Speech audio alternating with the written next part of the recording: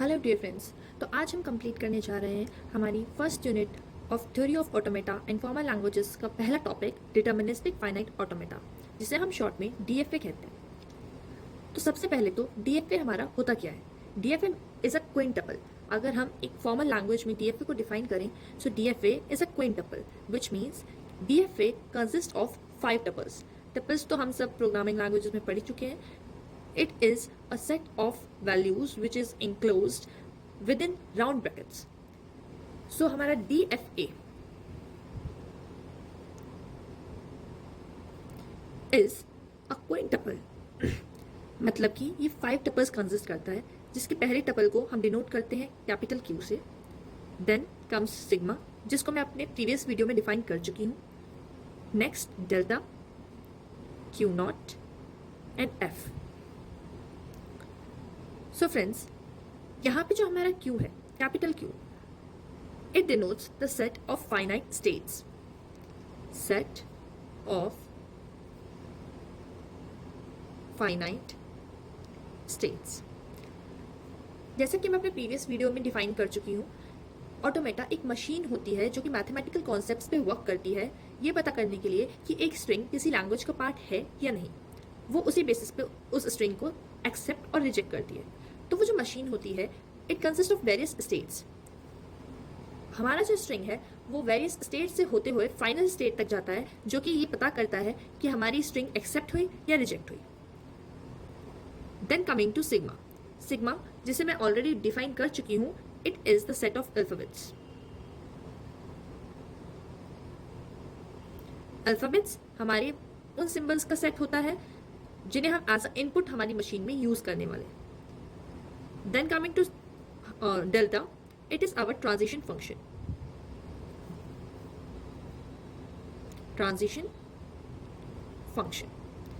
Transition का मतलब होता ही है किसी एक जगह से दूसरी जगह पे जाना। तो यहाँ पे जैसे जैसे हमारे अल्फाबेट्स एक स्टेट से दूसरी स्टेट पे मूव करेंगे, उस रिलेशन को शो करने के लिए जो फंक्शन हम डिफाइन करते हैं उसे हम कहते हैं transition function, which is Q into sigma two Q। इसका मतलब है कि जब हम एक स्टेट को कोई इनपुट सिंबल प्रोवाइड करेंगे तो वो हमारी नेक्स्ट स्टेट पे जाएगा। फॉर एग्जाम्पल, अगर मैंने एक स्टेट मेरी लेट की है Q1 एंड दूसरी स्टेट है मेरी Q2, मेरा इनपुट सिंबल है A, तो मैं एक स्टेट Q1 से इस अल्फाबेट सिंबल A के थ्रू नेक्स्ट स्टेट पे जा रही हूँ Q2। This is my transition function. Then coming to our next symbol Q naught. Friends, Q naught है हमारी इनिशियल स्टेट। किसी भी मशीन में जब मैं अपनी स्टेट्स को डिफाइन करूंगी तो उसमें मैं हमेशा एक इनिशियल स्टेट जरूर बताऊंगी, जिस स्टेट से हमारा अल्फाबेट एज अ इनपुट लेना स्टार्ट हो रहा है, जिससे वो फाइनल स्टेट तक जाएगा। इनिशियल स्टेट को हम हमेशा एक एरो देके डिनोट करते हैं। Then coming to our F, which is our last tuple. So it is the set of final states.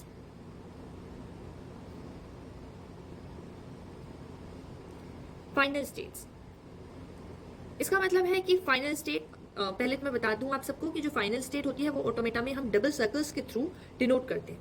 यहाँ अंदर हमारा हमेशा स्टेट जो भी आप उसका नाम रखना चाहेंगे वो होगा। For example, if I right here Q not and here QF, तो फाइनल स्टेट को हम हमेशा डबल सर्कल करके शो करते हैं। एंड हमारी जो फाइनल स्टेट होगी वो हमेशा सबसेट होती है सेट ऑफ फाइनाइट स्टेट्स की। हो सकता है कि हमारी सारी स्टेट्स फाइनल स्टेट्स हो, बट हमेशा मेरी फाइनल स्टेट्स का number total number of state से लेस और इक्वल टू होगा। So I can say that my final states are a subset of the set of finite states. Final state हमारी वो state होती है जहां पे फाइनली हमारी स्ट्रिंग्स का कलेक्शन हमें ये शो करेगा कि हमने अपनी स्ट्रिंग को according to the language accept किया है या रिजेक्ट किया है। मैं आपको कुछ एग्जांपल्स देके डीएफए का यूज बताने की कोशिश करती हूँ। सो पहली बात तो हमारा जो डीएफए है वो हम 2 टाइप्स में क्लासीफाई करेंगे। हमारा डीएफए हम 2 टाइप्स में क्लासीफाई करके स्टडी करेंगे। First type with output. and our second type will be with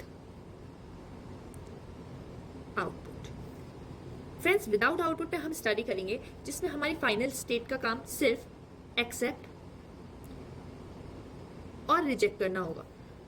input symbols के बेसिस पे वो कोई भी आउटपुट जनरेट नहीं करती, वो सिर्फ हमें ये बताएगी कि क्या हमारी लैंग्वेज लैंग्वेज के अकॉर्डिंग हमारी स्ट्रिंग्स का जो सेट हमने प्रोवाइड किया है चेक करने के लिए कि वो हमारी लैंग्वेज का पार्ट है या नहीं, वो एक्सेप्ट हुई है या रिजेक्ट हुई है। मान लीजिए मैं इंग्लिश लैंग्वेज को सिलेक्ट कर रही हूँ और मैंने वहाँ पे ABCD का सेट ट्रांसफर किया है मेरी मशीन के पास, तो वो उसको एक्सेप्ट कर लेगी। पर उसी जगह अगर मैं क ख ग घ लिख के भेजती हूँ तो that is not a part of my English language, तो उस मशीन का काम होगा मैथमेटिकल कॉन्सेप्ट्स को यूज करते हुए उसे रिजेक्ट करने का।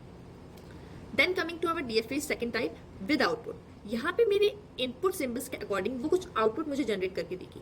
मान लीजिए अगर मैंने डिफाइन किया है कि अगर मैं इनपुट सिंबल A देती हूँ तो मुझे चाहिए 1, अगर मैं B देती हूँ मुझे चाहिए 0, अगर मैं C देती हूँ तो मुझे चाहिए 2।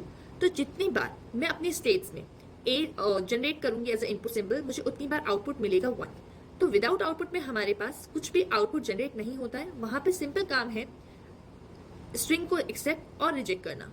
बट वहीं पर जब मैं विद आउटपुट की बात करती हूँ तो DFA का काम है according to my input symbols मेरे आउटपुट सिंबल्स को जनरेट करना। फ्रेंड्स, नेक्स्ट लेक्चर में हम डिस्कस करेंगे कैसे हम DFAs को कंस्ट्रक्ट कर सकते हैं फॉर अ गिवन लैंग्वेज। आज के टॉपिक में बस इतना ही। Thank you.